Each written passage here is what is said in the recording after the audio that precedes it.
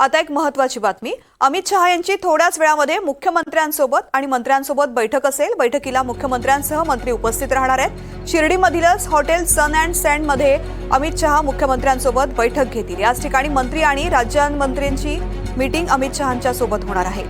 अमित शहा थोड्याच वेळामध्ये मंत्र्यांसोबत बैठक घेणार आहेत। बैठकीला मुख्यमंत्री देवेंद्र फडणवीसांसह इतर मंत्रीही उपस्थित राहणार आहेत। प्रांजल कुलकर्णी माझे सहकारी या संदर्भातली माहिती देत आहेत। प्रांजल, तर आता आपण समोर बघत आहोत अमित शहा यांचा ताफा शिर्डीतीलच हॉटेल सन अँड सँड इथे पोहोचलेला आहे। आपण समोरील दृश्य जर बघितले हॉटेलमध्ये प्रवेश करता बघायला मिळत आहेत। आपण जर बघितलं तर आताच भाजपचं अधिवेशन हे पार पडलं। अमित शहा यांच्या भाषणाने या अधिवेशनाचा समारोप देखील झाला। आपण जर बघितलं तर देवेंद्र फडणवीस यांच्या कामाची स्तुती करण्यासोबतच विरोधक म्हणजे खास करून शरद पवार यांच्यावर देखील अमित शहा यांनी टीका केली आहे। यासोबतच भाजपचं संघटन वाढवा असं त्यांनी कान मंत्र देखील दिलेला आहे। त्यासोबतच पुढील ज्या काही निवडणुका येतील त्यामध्ये भाजपचा ध्वज फडकला हवा असं देखील त्यांनी म्हणत सर्वांना एक ऊर्जा देण्याचं काम जे आहे ते अमित शहा यांनी केलेलं आहे। आणि या अधिवेशनानंतर आता अमित शहा सध्या या हॉटेलवरती पोहोचले।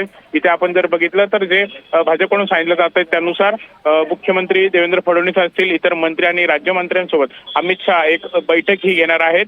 आणि या बैठकीमध्ये देखील सुद्धा आता काही गुप्तपणे रणनीती जी आहे ती आखली जाईल का अशी देखील आता हे देखील बघणं हे महत्वाचं ठरणार आहे। आता आपण जर बघितलं तर अमित शहा दाखल झालेत आणि आता त्या पाठोपाठ देवेंद्र फडणवीस असतील यासोबतच इतर मंत्र्यांचा देखील ताफा जो आहे तो इथे येऊन पोहोचलेला आहे। प्रांजल, आपण आता ही थेट दृश्य पाहतो। या हॉटेलमध्ये अमित शहा उपस्थित झाले, त्यांच्यासोबत चंद्रशेखर बावनकुळे आणि देवेंद्र फडणवीस सुद्धा उपस्थित झालेले आहेत। यासोबतच या बैठकीमध्ये कोणकोणते मंत्री सहभागी होणार आहेत, काय माहिती मिळते?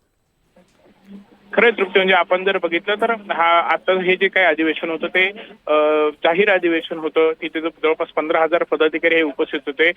यासोबत इथे प्रसार माध्यमांना देखील प्रवेश जो आहे तो देण्यात आलेला होता। त्यामुळे एकंदरीतच आता ही जाहीरपणे ही बैठक झाली, मात्र आता सर्व मंत्र्यांसोबत अमित शहा यांची इथे गुप्त बैठकी होणार आहे। तिथे कोणाला प्रसार माध्यमांना देखील प्रवेश जो आहे तो देण्यात आलेला नाहीये। त्यामुळे एकंदरीतच आता पुढे ज्या काही निवडणुका आहेत त्या निवडणुकांच्या पार्श्वभूमीवरती असेल, इतर रणनीती काय असेल, या सर्व बाबींबाबत अमित शहा जे आहे ते मंत्र्यांसोबत चर्चाही करणार आहेत। आता सध्या आपण बघितलं तर अमित शहा गेल्यानंतर आता मागे देवेंद्र फडणवीस असतील, बावनकुळे असतील, यासोबतच इतर मंत्री देखील त्यांचा ताफा देखील इथे येऊन पोहोचतोय आणि ते हॉटेलमध्ये प्रवेश करताना आपल्याला बघायला मिळत आहेत। निश्चित प्रांजल, आशिष शेलार सुद्धा या बैठकीसाठी उपस्थित झालेले आहेत, इतर मंत्रीही सहभागी होत आहेत, पंकजा मुंडे सुद्धा दाखल झालेले आहेत। थोड्याच वेळामध्ये ही बैठक सुरू होईल। या बैठकीसंदर्भातले अपडेट्स घेत राहू। तुर्तास संपूर्ण माहितीसाठी धन्यवाद।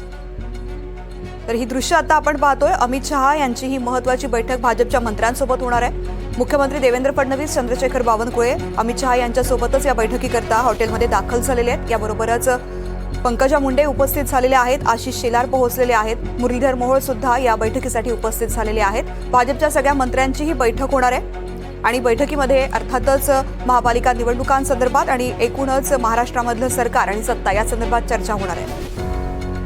शिर्डीमधल्या हॉटेल सन अँड सँड मध्ये अमित शहा यांच्यासोबतच मंत्र्यांची ही महत्त्वाची बैठक होतीये।